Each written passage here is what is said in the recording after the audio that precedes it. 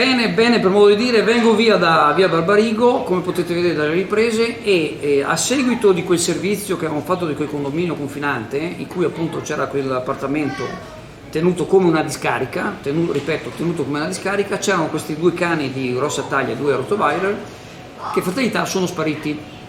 La proprietaria dei cani, l'abbiamo scoperto oggi perché onestamente io non è che guardo spesso i commenti, ma nei commenti è venuto a dire che i cani sono stati portati in un altro posto. Però fatalità, questa mattina un cane di grossa taglia, io non ho visto ma c'è la foto, sono andato a riprendere, e tra l'altro si vede che sembra che gli abbiano asportato la zona del chip, sembrerebbe, questo è sempre condizionale. Comunque c'è vicinissimo al condominio di via Barbarigo, dove c'erano questi due cani che adesso sono spariti, è stato questa mattina ritrovato il cane, un cane morto, un cane di grossa taglia. E la situazione è veramente bruttissima, proprio una cosa vergognosa, una cosa, adesso a prescindere noi non abbiamo la certezza che siano gli stessi cani, però fatalità, i cani sono spariti dal condominio e uno ricompare all'interno di un cassonetto di immondizie vicinissimo al condominio, proprio alla fine della strada. Questa mattina potete vedere le riprese, c'era anche la polizia, i residenti che diciamo più di qualcuno ci ha detto com'è andata, perché qualcuno afferma che ha visto la signora uscire con un sacco pesante che dovrebbe essere lo stesso, e quindi a meno che la signora non si faccia viva, come è venuta a scrivere sulla pagina, ci dica dove sono questi cani, così sappiamo che fine hanno fatto questi cani. Certo che se questa ha ammazzato i cani, avere i cani di 8 anni e poi ammazzarli, francamente vuol dire proprio non avere proprio un minimo scrupolo su niente, perché insomma tu un cane ti affezioni, ce l'hai, e poi andare a ammazzarlo in questa maniera, poi buttarlo addirittura nel cassonetto delle immondizie e nota bene asportargli il chip, vuol dire proprio avere noi ovviamente non sappiamo se è così, saranno le forze dell'ordine a indagare, stanno già indagando. Ecco, questa è la notizia, ci sembra veramente una cosa pazzesca. Parlando con qualcuno, il discorso è questo, che questi soggetti sono abituati a avere tutto, hanno la casa, ci sono persone che hanno difficoltà di avere un'abitazione, sono disposti a pagare un affitto, questi tengono a casa tenuta come una discarica, abbiamo fatto le riprese, ci sono le riprese l'altro giorno, e anche hanno la faccia tosta di venire anche a scrivere, cioè proprio veramente, ecco, ci sono anche altre cose che ci hanno detto lì i residenti, però non hanno tanta voglia di comparire in primo piano, ma insomma è veramente una situazione. Speriamo che chi ha compiuto questo atto assolutamente vergognoso ma anche penale risponda per quello che ha fatto. Buongiorno, sono Roberto Picerato, presidente di IODA, il tuo consulente assicurativo. Siamo presenti in Mirano, Chioggia, Orbassano, Torino. Visita il nostro sito www.iodabroker.it.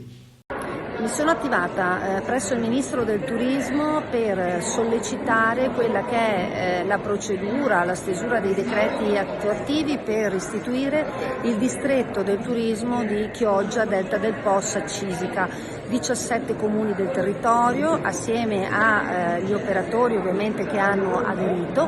Si tratta di un'iniziativa iniziata ancora un anno fa, pertanto attraverso un tavolo importante del territorio, proprio per rafforzare quella che è la rete, la sinergia che serve per promuovere quelle che sono le eccellenze del territorio. Voglio ricordare che quest'area può vantare circa di 4 milioni di presenze turistiche, si va dal turismo sicuramente balneare, che è il prodotto più maturo, ma penso al turismo rurale, il turismo esperienziale, l'enogastronomia, la cultura, la storia, insomma c'è moltissimo. La possibilità attraverso un distretto anche di sviluppare nuove microeconomie per il territorio e pertanto diciamo sarebbe un passo fondamentale e in avanti per il nostro turismo. Con questa interrogazione spero che il Ministro si senta sollecitato quanto prima a completare la procedura. Nella precedente legislatura è partito il distretto nel Veneto orientale e ci tenevo in particolar modo che quest'area che si è adoperata proprio e crede nella funzione del distretto e nella possibilità anche di reperire risorse, perché lo strumento lo consente, che quanto prima si possa avere buone notizie.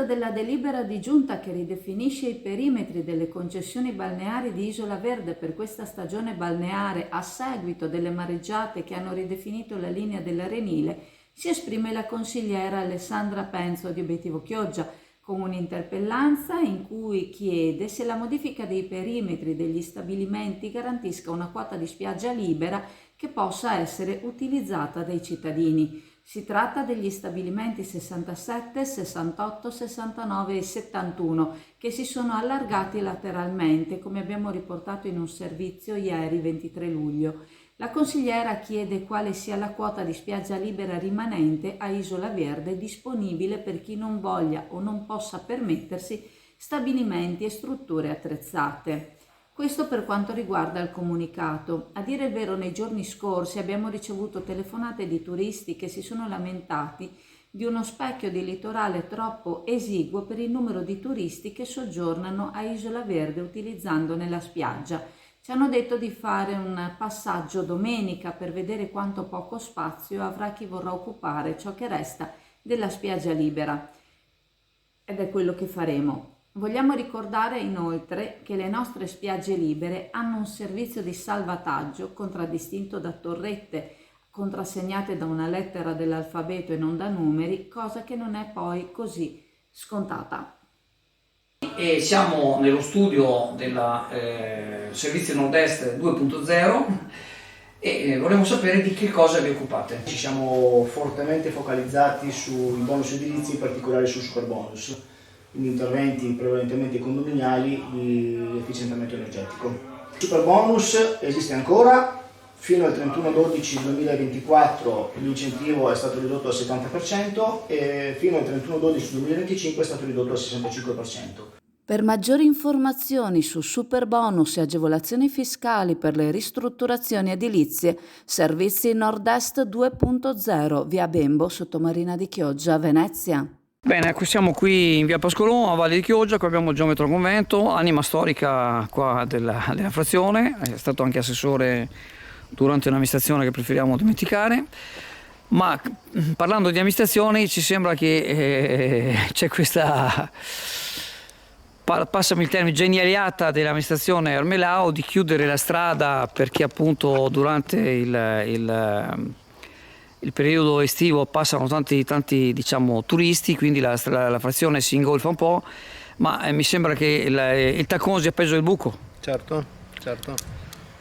Hanno creato una situazione che secondo me ha dell'incredibile, perché non è possibile che si vada a precludere 200 metri di strada, perché stiamo parlando di 200 metri di strada dall'inizio della strettoia, dove c'è la strettoia qua, fino a finito l'abitato. Praticamente hanno privilegiato 6 famiglie, 6 bifamiliari, perché queste negli anni si sono appropriati di area demaniale che è del consorzio di bonifica, non hanno mai contestato, il comune non ha mai contestato la possibilità di allargare, di continuare il prolungamento dell'allargamento della strada fatto ancora nel 2008-2009, e perciò hanno precluso, utilizzato una parte di quell'area che è area demaniale per farsi i giardini delle case. Quindi basterebbe ripristinare la strada, sarebbe finita. Ripristinare la strada e magari dalla parte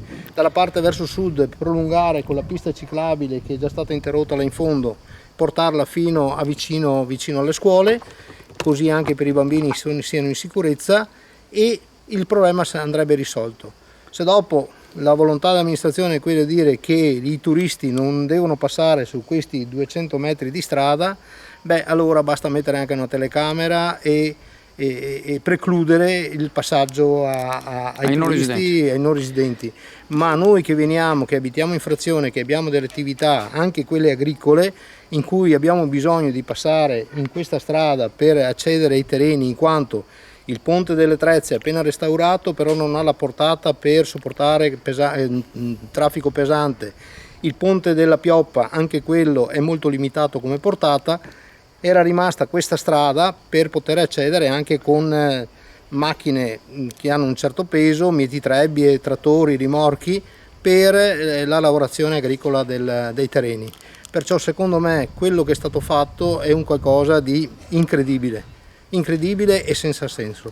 Perciò ritengo che l'amministrazione dovrebbe ripensare sta cosa, modificare questa benedetta ordinanza e dare la possibilità ai residenti del paese di fare il doppio senso in questo tratto di strada. Basta ripristinare a un certo punto, perché no, il demanio, vero, non è mai per usucapione, giusto? Il demanio non è mai per usucapione, perciò questo tratto di strada dove è ridotta la careggiata non è altro che un'area che è stata tombinata dal consorzio di bonifica ancora negli primi anni 2000. Poi cosa è successo? I frontisti, che non avevano l'accesso dei garage da questa parte, perché gli accessi erano dall'altra parte all'interno, si sono appropriati dell'area per fare i giardini. Perciò ritengo è un illecito. E nessuno ha detto niente. E nessuno ha detto niente. L'amministrazione il sindaco deve mettersi veramente la fascia qua, venire qua e dire: no signori, sta area va nella disponibilità del comune per fare l'allargamento della viabilità. Si può fare anche qualche selfie con l'occasione, si fa qualche selfie così è contento. Questo è quello che posso dire io. Dopo, per carità, lui è il sindaco, fa quello che vuole, gestisce il territorio come che vuole, ma non mi sembra che sia legittimo per privilegiare 6 bifamiliari, i giardini di 6 bifamiliari, andare a penalizzare i 2000 abitanti della frazione. Ecco, questo è quello che io penso. Dopo, per carità, non sono nell'amministrazione, non ho potere decisionale, ma secondo me mi sembra una grande cavolata. Qui nel nostro sportello offriamo servizi di luce e gas, telefonia fissa e mobile per condomini, aziende e attività commerciali. Chi entra qui da noi non necessariamente deve uscire con un contratto in mano, quindi valutiamo prima la vostra bolletta, analizziamo i vostri consumi e solo se c'è veramente un risparmio, allora vi proponiamo le nostre tariffe. Da F Energia ci trovate tutti i giorni, dal lunedì al venerdì 8:30, 12:30, 14:30, 18:30, in Viale Mediterraneo 135 a Sottomarina e il sabato anche su appuntamento. Buonasera cari lettori. Oggi sul Corriere della Sera troviamo un articolo che parla del riscaldamento globale, di come sta cambiando il clima. Se ne parla da anni, nessuna grande novità, anche se ci sono dei dati che un po' ci fanno riflettere. Ad esempio nel 2021 si è raggiunta una temperatura in un piccolo paesino della Sicilia di 48,8 gradi, cioè la temperatura più alta mai registrata in Europa. Il 2023 è stato considerato l'anno più caldo della storia e questi record sono destinati a superarsi di anno in anno. Ora, chi come me è nato tra gli anni 60 e 70 si ricorda benissimo che oltre a non esserci, ma perché non servivano, non perché non esistessero i condizionatori, temperature come quelle di questi giorni, i 35, 36 gradi eccetera, non erano neanche lontanamente immaginabili. Non spaventa questa cosa che viene considerata un po' ormai anni che se ne parla, si dà per scontato che c'è questo surriscaldamento. Spaventa, a mio modesto parere, il fatto che non vengano prese delle reali mosse per correre ai ripari da questo. C'è chi sostiene che è tutta colpa dell'uomo, c'è chi sostiene che ciclicamente ci sono sempre state le glaciazioni in periodi caldi. Io francamente dico che probabilmente sarà una commistione tra le due cose. Sta di fatto che sta cambiando tutto, ce ne accorgiamo anche qui nel nostro piccolo, arrivo di specie non autoctone, dai granchi blu ad altre cose che prima non riuscivano a vivere nei nostri mari data la temperatura, ora ci sono e così via. Cosa possiamo fare nel nostro piccolo? In teoria dovremmo già farlo, dalle differenziate a cercare l'energia pulita, eccetera, eccetera.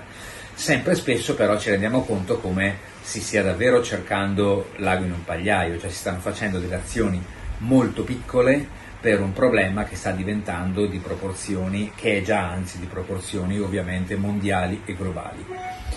Spaventato non per me, perché comunque nonostante queste variazioni si siano accelerate in modo molto importante, io non vedrò gli effetti di questa cosa, ma i miei figli sì. Quindi la domanda con cui volevo lasciarvi è: stiamo realmente pensando a cosa può succedere, a prescindere che sia tutta colpa dell'uomo o che sia colpa di un ciclo naturale della Terra? Dove stiamo andando? A quali conseguenze si può arrivare? Tante piccolissime cose, abbiamo detto i granchi blu, ma tanti altri 1000 esempi che potremmo fare, stanno diventando di vita quotidiana per noi e una volta non c'erano. Io molto spesso vado in montagna, di fronte a casa mia ci sono le Dolomiti, bellissime. L'anno scorso per la prima volta, vado lì da quando avevo 2 anni, sono 54 anni che vado lì, per la prima volta ho visto questi monti senza un filo di neve, senza più i ghiacciai. La cosa secondo me è impressionante. Come ho detto, quello che spaventa è l'essere totalmente disarmati rispetto a quello che viene proposto e non vedere delle proposte concrete per correre i ripari. Se avete occasione di leggere quell'articolo è decisamente interessante, perché fa vedere proprio la progressione delle temperature, ci si rende conto come sia un grafico costantemente in ascesa. Cosa riusciremo a fare non lo sappiamo. Intanto ventilatori e condizionatori. Grazie.